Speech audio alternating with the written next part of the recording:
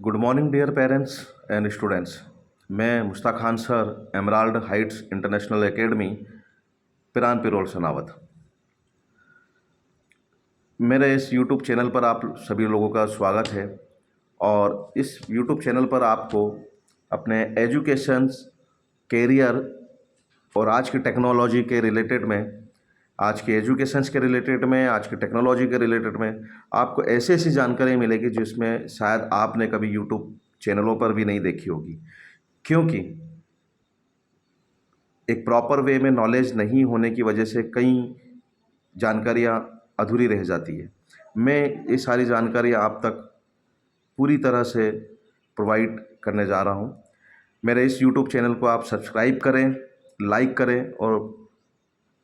Bell icon पर button press करके आप इसको ज़्यादा से ज़्यादा शेयर भी करें। आज के प्रतिस्तर आज के जितना जो कॉम्पिटिटिव वाला जो इन्वायरमेंट है और प्रतिस्पर्धा भरा हुआ ये जो युग है, इस युग में सभी बच्चे अपने कैरियर को लेकर के बहुत ज़्यादा गंभीर हो जाते हैं, बहुत ज़्यादा ही गंभीर होते हैं। और इतने ज़्यादा गंभीर होने के बावजूद भी वो डिसाइड नहीं कर पाते कि एग्जैक्टली उनको करना क्या है अपनी लाइफ के अंदर में। उनको किस तरह से आगे बढ़ना है, किस तरह से वो टाइम को रहते हुए वो एक बिना बहुत ही वो टेंशन फ्री हो जाए कि हाँ, अब हमें अपने करियर को यहाँ पर जो है कि स्टेबल करना है। और आज कंपटीशन वाले जो इन्वायरमेंट है उसमें ज़्यादा ज़्यादा बच्चे बहुत ज़्यादा आगे निकल जाना चाह रहे होते हैं।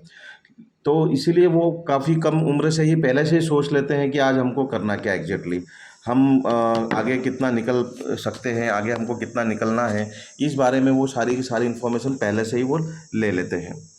और उनको आगे जाके भविष्य में क्या करना है, बड़े होकर क्या बनना है, और उनके पास अपनी खुद की अलग अलग प्रकार की चॉइस होती है। वो अपनी चॉइस के अकॉर्डिंग भी वो अपने करियर को बनाने के लिए मेहनत करने लग जाते हैं। और इंजीनियरिंग करने वाले जो अधिकतर इसलिए ज़्यादा चॉइस होती है क्योंकि इंजीनियरिंग स्टूडेंट्स के पास में कैरियर अपॉर्चुनिटीज़ के लिए बहुत ही ज़्यादा उनके पास में ऑप्शंस अवेलेबल होते हैं कि वो किस तरह से उनको एज ए कैरियर में कहाँ कहाँ पर कौन कौन सी अपॉर्चुनिटीज़ मिलेगी और किस तरह से वो अपनी अपॉर्चुनिटीज़ को फुलफ़िल कर सकते हैं। और अलग अलग तरह की जो फील्ड होती है आज, केमिकल, चाहे वो केमिकल इंडस्ट्री हो, चाहे वो मेडिकल इंडस्ट्री हो, चाहे वो कंप्यूटर एंड साइंस टेक्नोलॉजी वाली फील्ड हो, चाहे वो सिविल इंजीनियरिंग हो या मैकेनिकल हो या वो इलेक्ट्रिकल इलेक्ट्रॉनिक्स वाले हो, ये सारी तरह की जो चीज़ें हैं वो बहुत सारा एक वाइड एरिया, बहुत सारा एक ब्रॉड एरिया होता है जहाँ पर वो अपने लिए सपने देखता है कि मुझे जा कर के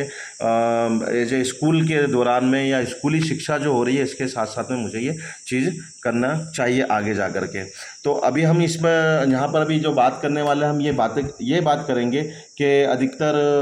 बच्चों के मन में कैसे सवालात होते हैं, कैसे क्वेश्चन होते हैं और इनके कहाँ पर जो है कि किस तरह से वो अपने आप को सेटिस्फाई करते हैं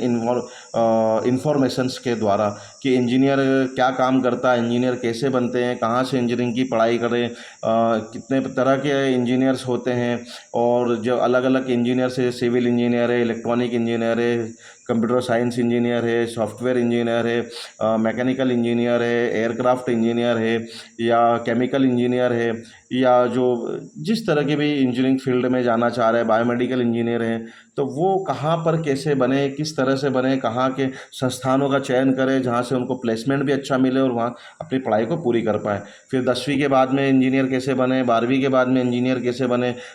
एमएनसीज में कंपनियों में इंजीनियर कैसे बने, गवर्नमेंट्स कंपनीज़ के अंदर कैसे इंजीनियर बने, सरकारी इंजीनियर कैसे बने, प्राइवेट जॉब्स अगर आपको करनी है तो कैसे बने, इंजीनियरिंग के अंदर पोस्ट ग्रेजुएशन या मास्टर्स कैसे करना हो या डॉक्टरेट कैसे करनी, इस तरह की बहुत सारी जो होती है इन्फॉर्मेशंस वो बच्चों के मन में लगी रहती है कि हमको ये कहाँ से किस तरह से हमको ये जानकारी प्राप्त होगी। अब इसी के लिए हम आगे आते हैं कि इंजीनियरिंग का हम कैसे करें या इंजीनियरिंग हम कैसे बन सकते हैं, इस बारे में हम बात करेंगे अपने आगे टॉपिक्स में। कि इंजीनियरिंग करने के जो भी स्टूडेंट्स होते हैं वो अपने स्कूल के अंदर में आप 8th 9th 10th 11 12 से ही वो तैयारियां शुरू कर देते हैं। और यहीं से उनका जो सब्जेक्ट्स होता है, मेनली उनको 3 सब्जेक्ट पर अच्छी कमांड करनी होती है। और 11 12th में उनको सब्जेक्ट लेना होता है मैथ्स, फिजिक्स, केमिस्ट्री और इंग्लिश सब्जेक्ट पे अच्छी खासी कमांड होनी चाहिए। और यहीं से वो इंजीनियरिंग में एडमिशन्स के लिए इंजीनियरिंग कॉलेजेस में एडमिशन्स के लिए वो स्टार्ट कर देते हैं अपनी अपनी अपनी तैयारियों को। अगर आपने 10th में अच्छे मैथ्स में मार्क्स है, साइंस में अच्छे मार्क्स है, इंग्लिश में अच्छे मार्क्स है, और 12th अगर आपने फिर की होती है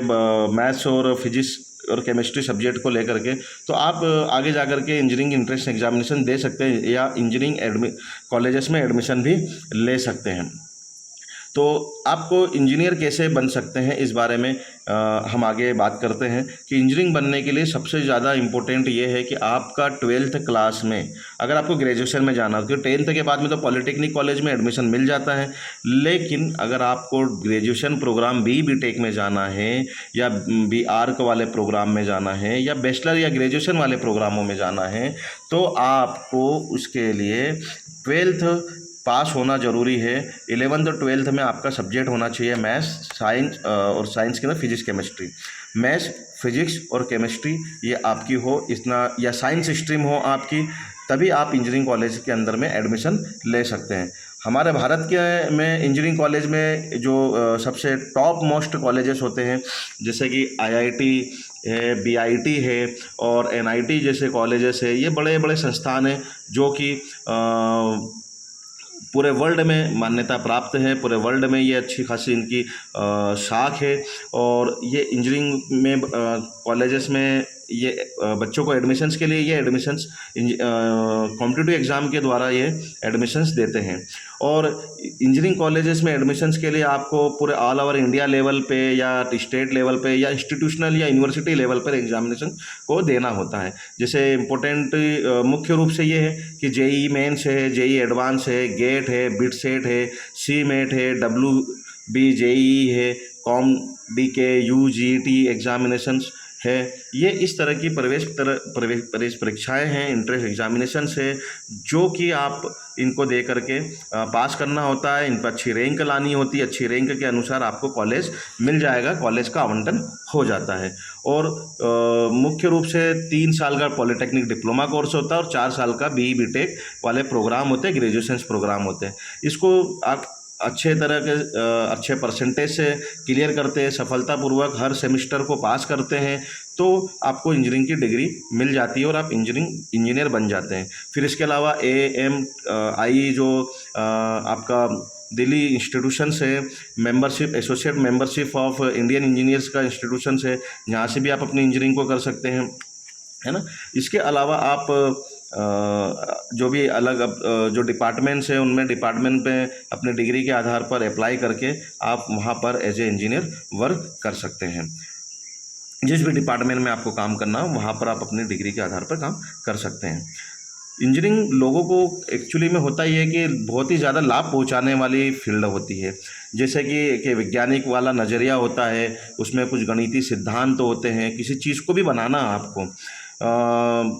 अगर आपको पूरी ह्यूमैनिटी के लिए या कई प्रकार के समाज या लोगों को डायरेक्टली लाभ पहुंचाने के लिए जो भी आपको चीज़ें बनानी हो, जो भी प्रोजेक्ट्स आपको बनाने हो, जो भी आप मटेरियल बनाना चाहते हैं या इन्वेंशंस करना चाहते हैं, उसमें वैज्ञानिक पहल हो, उसमें गणितीय सिद्धांत हो, उसके अंदर में आपको अच्छे अनुभव हो, आपको उसमें निर्णय लेने की क्षमताएँ हो, सामान्य ज्ञान वगैरह उसमें आपको लागू करने की, अगर आपके अंदर वो एक आर्ट है, आपके अंदर एक फिक्शंस है, आपके अंदर एक कैपेसिटी है और आपके अंदर एक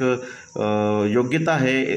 तो आप इंजीनियर बने और आप इंजीनियर बन करके समाज का भला कर सकते हैं। इसके साथ में आप इंजीनियरिंग जैसे सिविल इंजीनियर है तो पूल वगैरह या